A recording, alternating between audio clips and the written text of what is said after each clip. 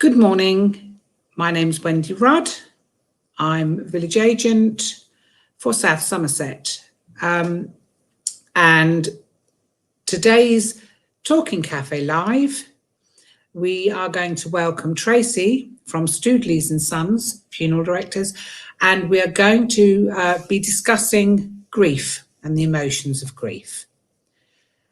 To start with, as usual, I'm going to do a little poem which will encapsulate basically what today's going to be about.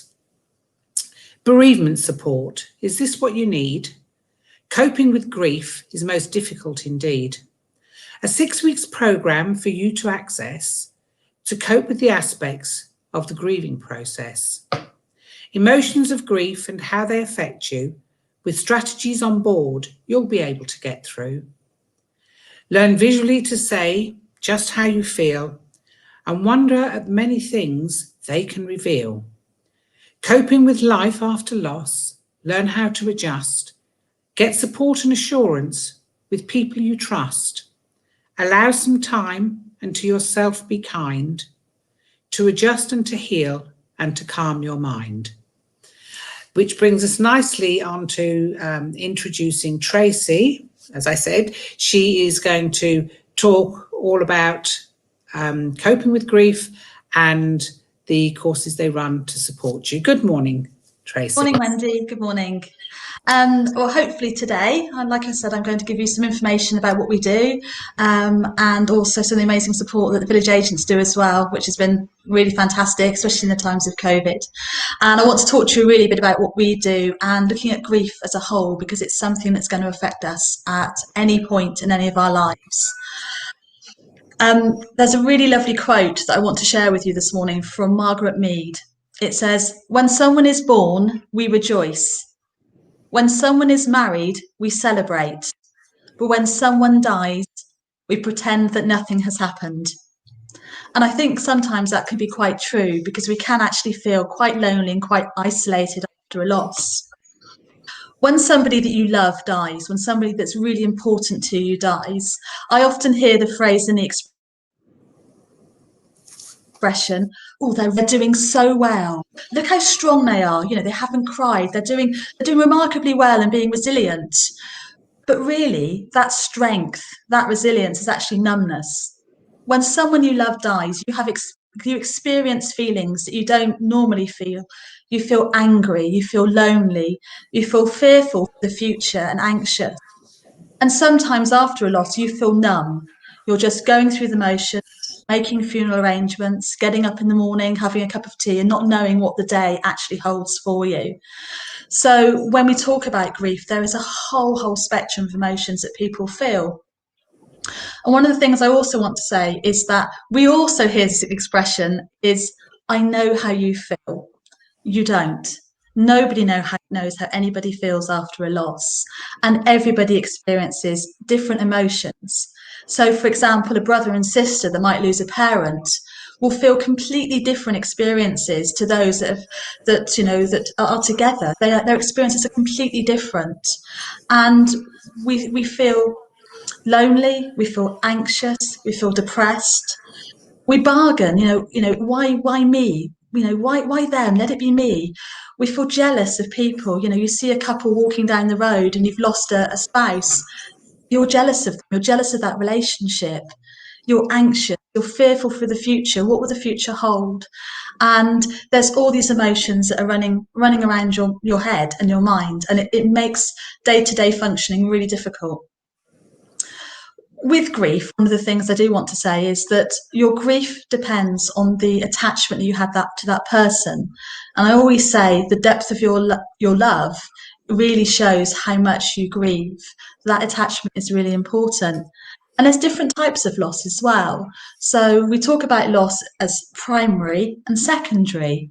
So for those that don't understand what that means, the primary loss is the person that you've loved, a child, a sibling, a friend, spouse, parents, grandparents. But the secondary loss are all those things that are actually surrounding that relationship. So, for example, if the husband always did all the DIY, I know that's quite a thing to say, but if they did all the DIY, then the wife is left, and how do I change a light bulb? How do I change a tyre on a car? If the roles are reversed and say the wife dies, but she did all the cooking and the ironing, I know lots of gentlemen will say to me, I don't know how to use a washing machine. So you have those losses as well, and losses of identity, because you don't know who you are anymore. And all of a sudden you have become a label. So for example, those that lose both parents become orphans.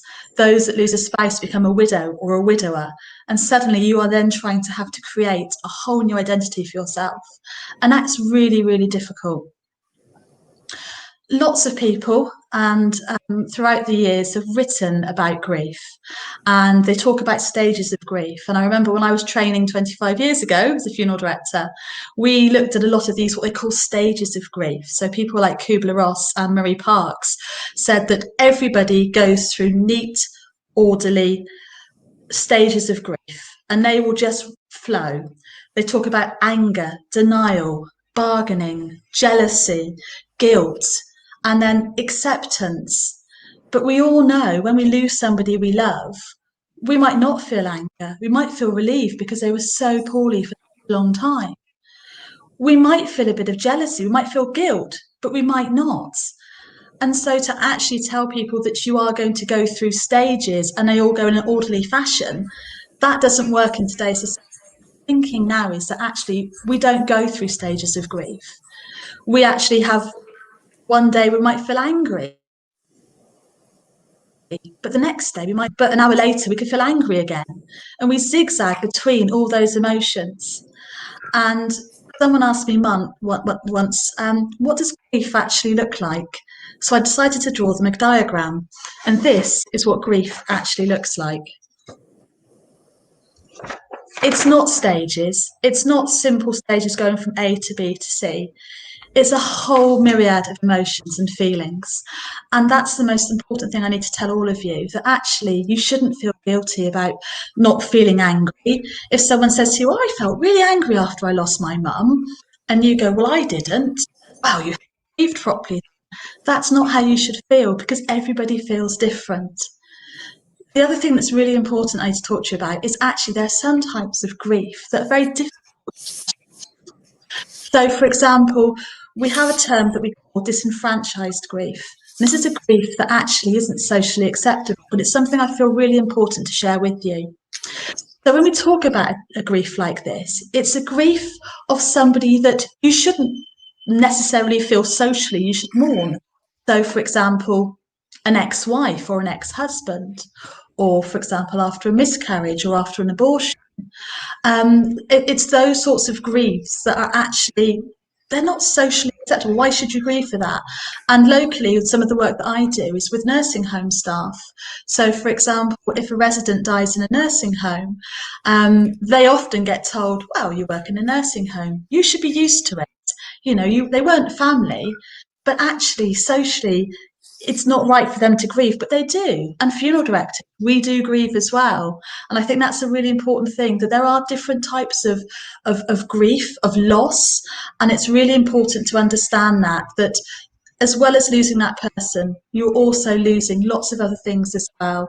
So you're losing, like I say, your identity, your sense of purpose, your sense of well-being, practical things, organising the money, bank accounts, changing tyres, caring for someone. You're losing that role, say, for example, as primary carer. When I suffered my loss 12 years ago, I lost my hopes, my dreams, and my expectations from losing a child through miscarriage. And so through that, my loss for me is actually the fear for the future. So, for example, those milestones, starting nursing, starting school, and again, starting university. And there's triggers with that as well. So things like Christmas, the anniversary of the miscarriage, also things like Mother's Day is a very difficult thing to actually deal with.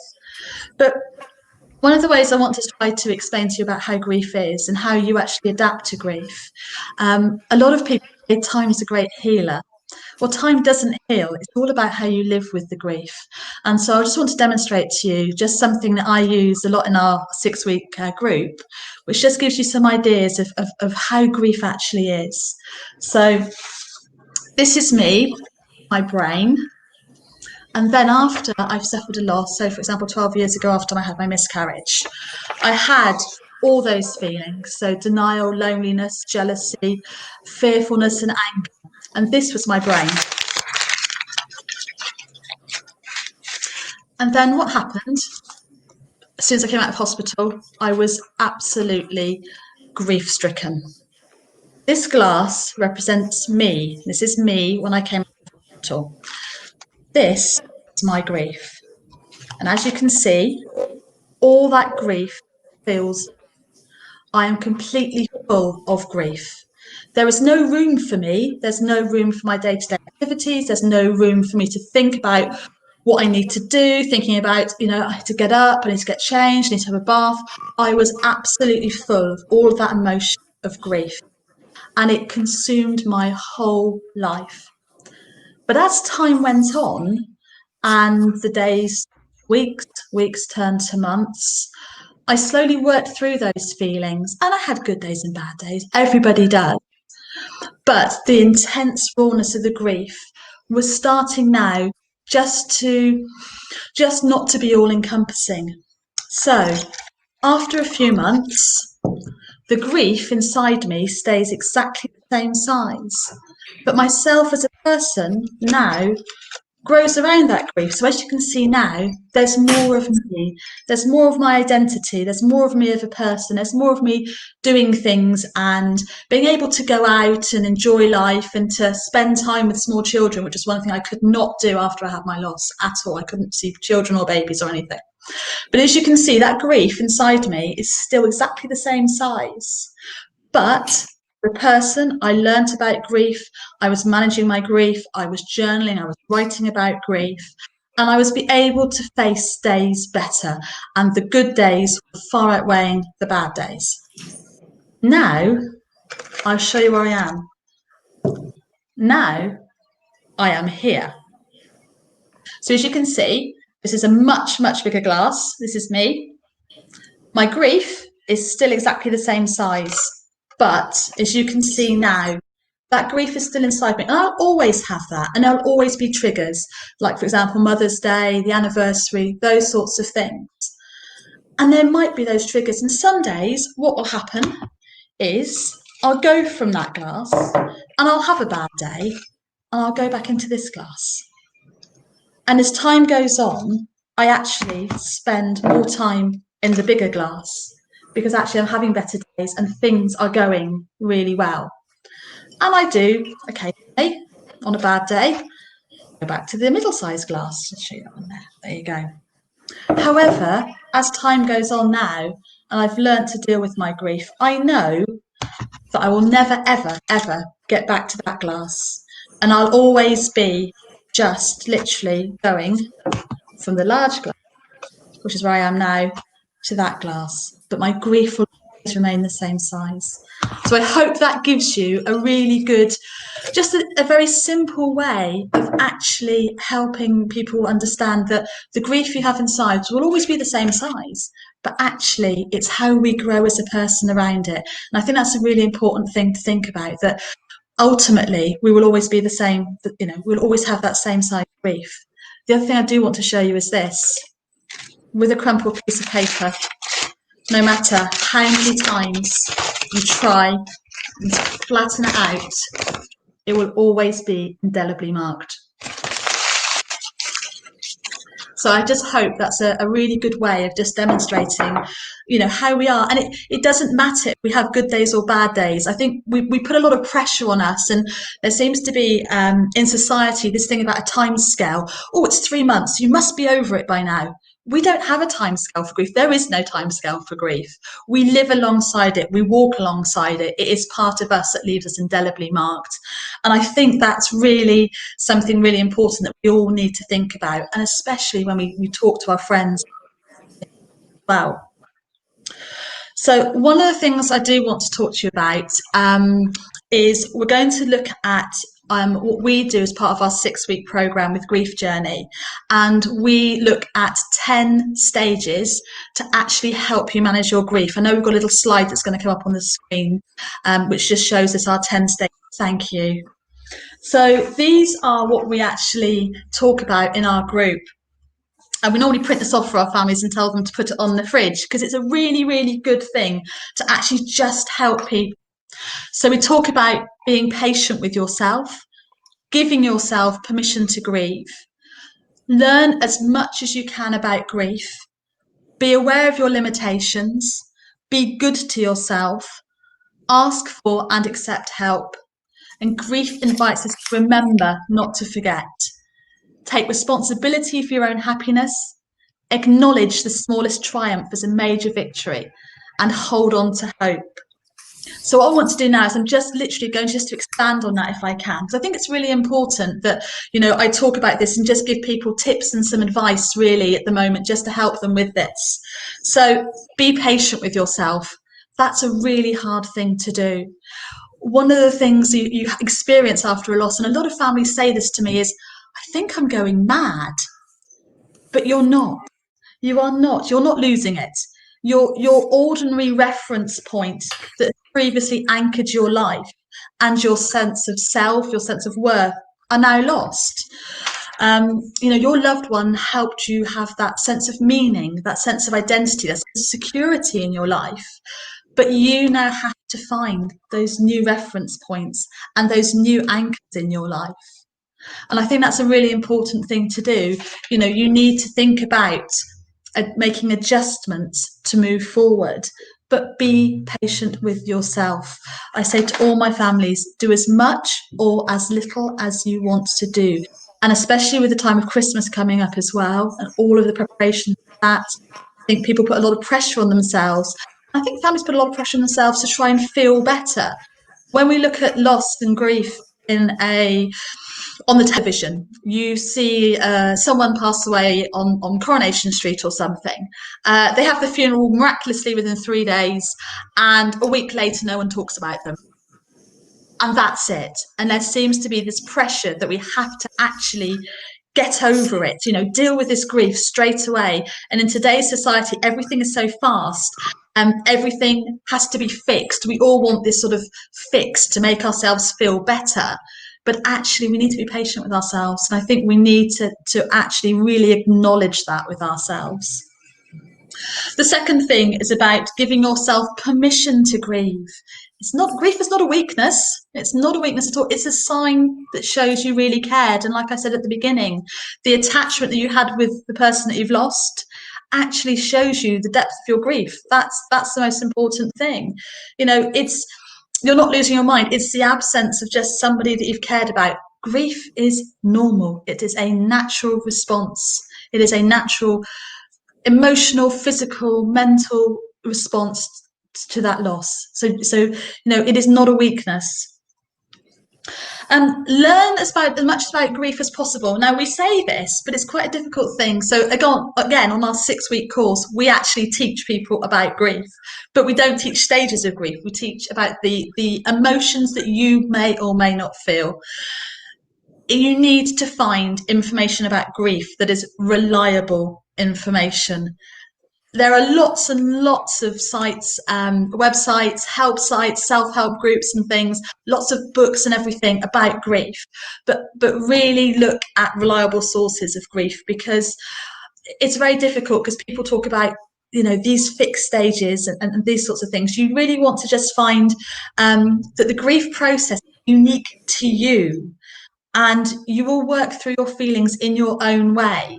So do learn about grief, learn as much as possible, look at our bereavement support group and those sorts of things. But don't forget, it is not written in stone exactly how you're going to feel. It's just how you are going to react in your response. You need to look at the grief and look at the response that is appropriate to yourself. Be aware of your limitations.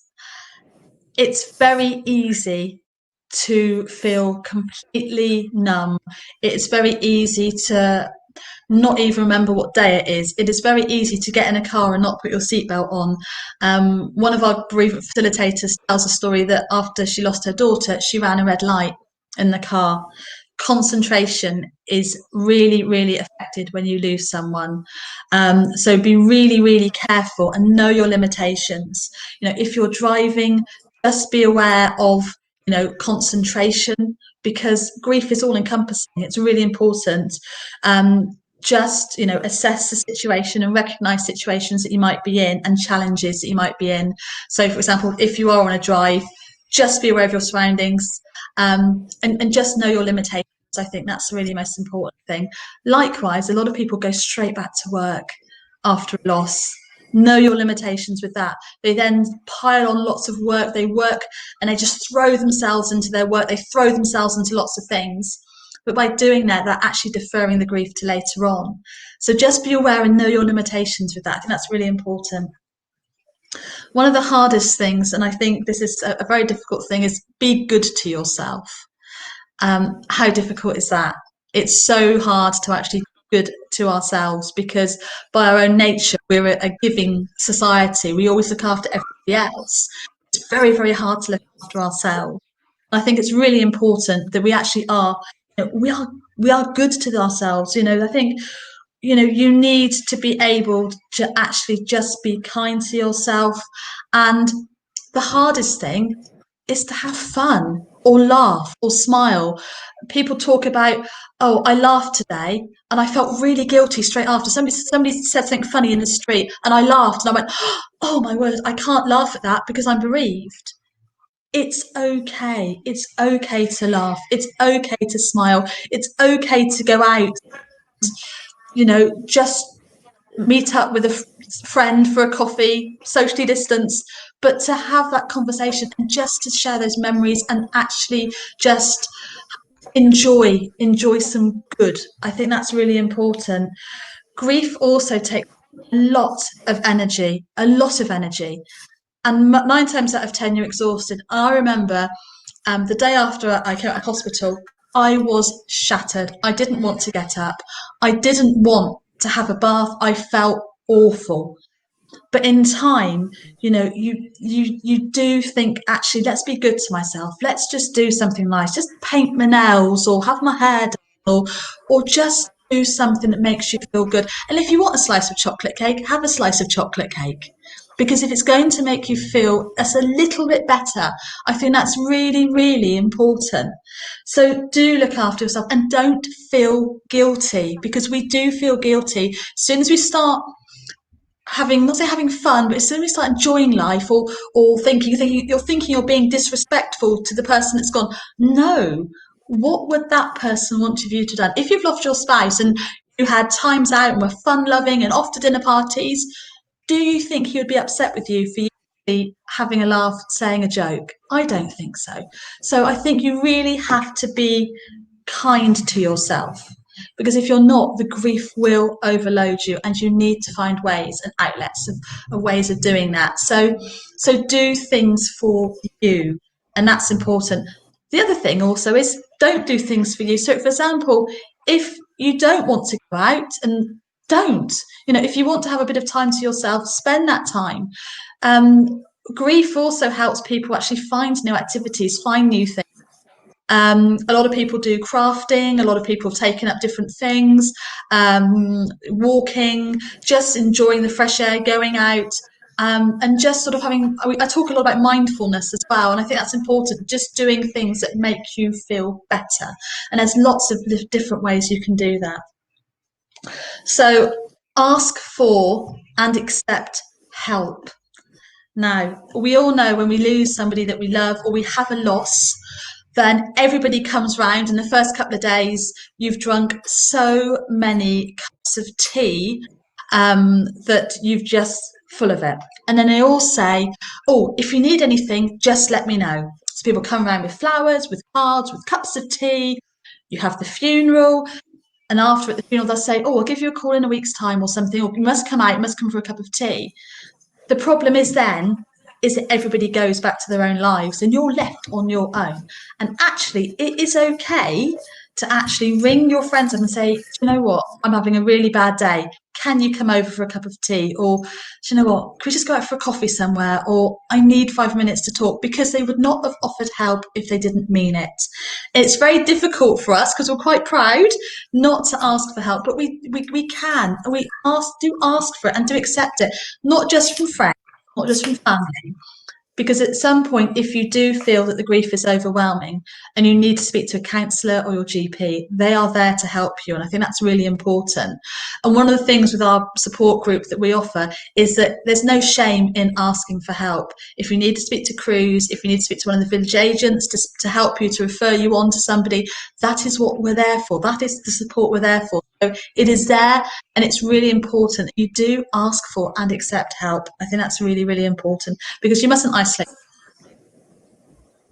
So grief invites us to remember, not to forget, and that's quite a difficult thing. When we talk about, is there any ending to grief? There isn't. I've shown you that with the glasses. We live with it. We bandy this term around called acceptance. There's no such thing as acceptance. You walk alongside with your grief. That is how it works. But what we want you to do is actually draw strength from those memories. On those bad days, draw strength of the fun times, draw strength of the things that you have in the here and now. And that's really important. We'll never forget what we've had, the person that we were with, those hopes, those expectations. We'll never forget that. But you draw strength from those wonderful times together. And for me, I was drawing strength from all I had around me, my nieces, my nephews, my dogs, my life. And that's really important. Memories are really painful, and they can be really painful. But memories also give us strength to draw on for this new situation as well.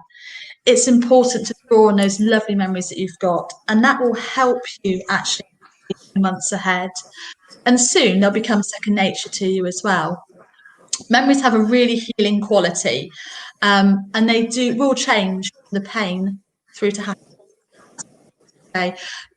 I think that's a really good analogy. They do actually go through that. Sharing your losses with other people is really good, because also you find that actually shared memories together with other people. Again, we talked about sort of feeling happy and laughing and sharing those memories, not to feel guilty when you share those memories as well, and knowing that you're not alone when you share those memories as well gives you that validation. And I think that's really, really important. So only you can decide whether you're going to triumph over grief or whether grief will vanquish you. I think you have to take responsibility for your own happiness, and that's a very hard thing for me to say. It is up to you to want to work through the grief and survive. It may not be easy, but the strongest force in the universe is the determination of the human spirit, and I think that's a really good thing. It is up to yourselves to really work through all those sort of feelings and express your grief in whatever way you need to do. Acknowledge that the smallest victory gives you, the smallest triumph gives you the biggest victory. And this is a strange thing to say, but actually it's little things. So for example, it is like changing that light bulb for the first time. It is actually going into a coffee shop on your own. It's going out with friends for the first time without your spouse. It's able to change a tire. For me, it was actually holding my best friend's daughter. So those tiny little triumphs, those little things that you do, acknowledge that. Acknowledge that actually those small things you're doing really, really well. And I think that's important. You need to give yourself credit, because they're actually little milestones, and those milestones soon add up. And as you reinvent your life, as you walk through your new life the way you are now, those milestones do add up, and I think that's really important. Final thing is hold on to hope. Grief will walk alongside you. You will feel these feelings maybe longer or shorter than you expect. Do not compare yourself to others. That's really important as well. Trust in yourself. You've got experience of, your experiences of how you're feeling like this are going to be different from other people, but hold on to that hope. John Donne said, "He who has no time to mourn has no time to mend." And I think that's really important. When you work through those experiences of grief, that's the most important thing. Hold on to hope. Hold on to the fact that actually your life has changed. but there are so many positives in it that you work forward to. You will never minimize, the pain and difficulty of grief at the start, but you can trust that someday that will subside and your life will have meaning again. As you find the strength and the grace to go on, the feelings of grief will be less painful and you will start feeling like this again. You'll begin to pick up the threads of your life and look forward to the future with hope or even pleasure. And I think that's really important. What I do want to say is that we do offer a bereavement support group. It will be running again next year. It's called Grief Journey South Somerset. It's a free 6-week support group for anyone that suffered a loss or is supporting somebody through a loss. And it's held in Crewcombe. Need bereavement support at the moment. Through our website, studleyandson.co.uk, we have bereavement counsellors on hand. There's a little link on our website that you'll be able to see. More importantly, if you do feel you need any help or bereavement support, please do talk to your village agents, who are fantastic. They'll be able to give you some resources and help and point you in the direction for help as well. And I know Wendy and I have had lots of conversations about this as well. So I hope I've just given you a small little overview of really grief in a nutshell. I could talk for hours, but I know I'm not allowed to. I know the most important thing is, if anybody's got any questions, I know we've got a comment box up as well, which I think Wendy is looking at if there's any questions. Thanks, Wendy. Right, that really was informative. As you say, when we first met 3 years ago, the explanation of the grief was done slightly differently. So it was very good. I loved the adaptation and how you can really relate to what you're saying there. I'm going to say, being British with our stiff upper lips, and how we don't allow ourselves emotions. And if we can't show them when we're well, a lot of the time, because that's who we are, when you're grieving and you're struggling, have you got any tips for people, to help them with that? Because, as I say, it's hard enough normally to be open and honest. So how would you do that? Yes, that's a really good question. We are very much stiff upper lip, and we don't wear our heart on our sleeve. For those that aren't able to express their emotions, we actually talk about journaling a lot, about writing emotion down, and I think it's a really important thing we can do. Writing is a really good way, and we talk to families about maybe keeping a diary of their emotions. One of the things we do for anger is, if you're having a bad day feeling angry, is getting a piece of paper like I had, writing all of the anger and all the things that are making them angry, and then just tearing it into pieces and putting it in the bin or setting fire to it. So it releases that anger. But journaling is really good as well. And it's one of those sort of things that you can actually sometimes express yourself better with writing, and just write down how you feel. One of the things also we've worked with recently, on the same principle of the glass, is really, really good, is that if you're working with children and you've got a child that's had a loss, is have three glasses, is the tiny, the medium and the large. Just put them in the kitchen or in the dining room, and in the morning the child will put a ball or a piece of paper into each either glass, to actually tell the parent or show the parent how they are feeling that day. And that's a really good visual thing, because it may show that they need extra support on that day. So I think something very visual, very simple like that works really, really well. So yeah, really good tip. And the other thing I notice and have experienced is, as you say, you get your initial loss, and as you say, everybody is there supporting you. It's the first week up to the funeral, and then, as you say, it all goes quiet. But I found it was more than that. People that would normally have contacted me weren't. Yeah. So, what can you do? How can you get that message across to them that, hey, come on? Because we're not going to say, I need you. again, No, and this is what this is what I spoke about. This is one of the things I said. Ask for and accept help.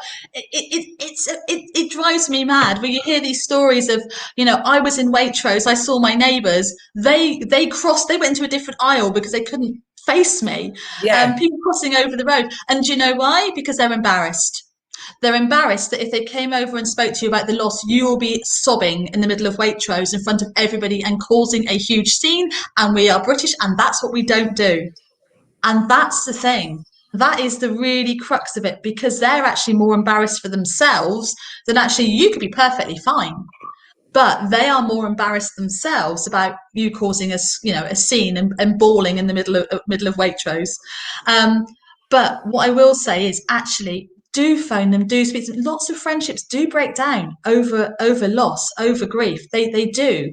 But actually, if you just ring them and just say, "Oh, have you got time for a coffee or something?" Your true friends will really shine through, because those are the ones that will actually be there to help you.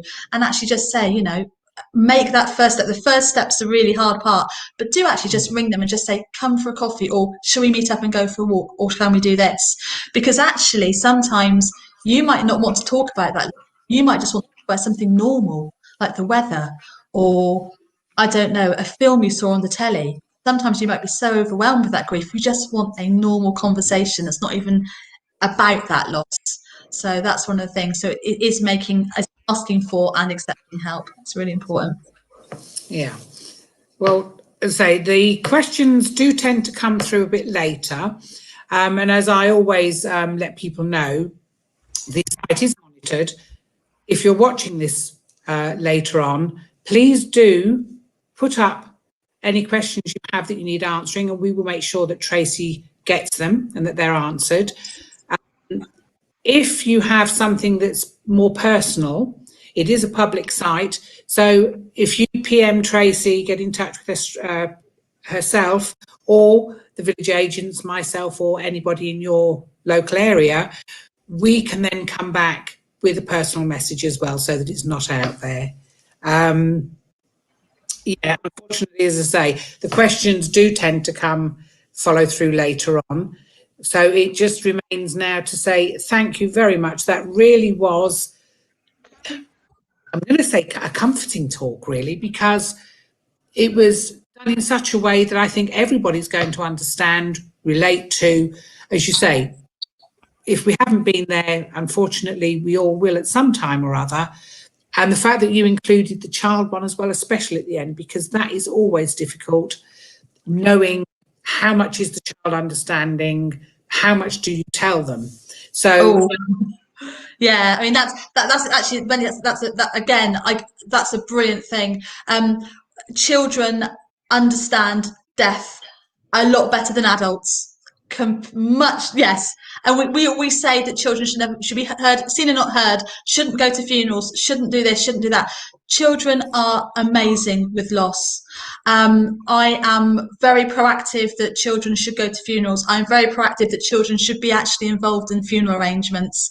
I am really proactive that children should have loads of resources. We've got amazing books and workbooks for children in my office, which have got memory boxes. They can do all those sorts of things. They've got lots of art therapy, colouring, letters, drawings, all those things that are creating bonds. And I think that's really important. So when we talk about looking with children that have suffered loss, I think it's really important, because if you bring a child up fearful of death, when they lose somebody in later years, their experiences from as a child are going to then follow through until they're older, and they may then start suffering what we call complicated grief. So if you, at an age where a child is understanding, actually talk to them, say, look, death happens to us all, but it's a natural process, and explain it to them, they are not going to be fearful of that, and they're going to understand that.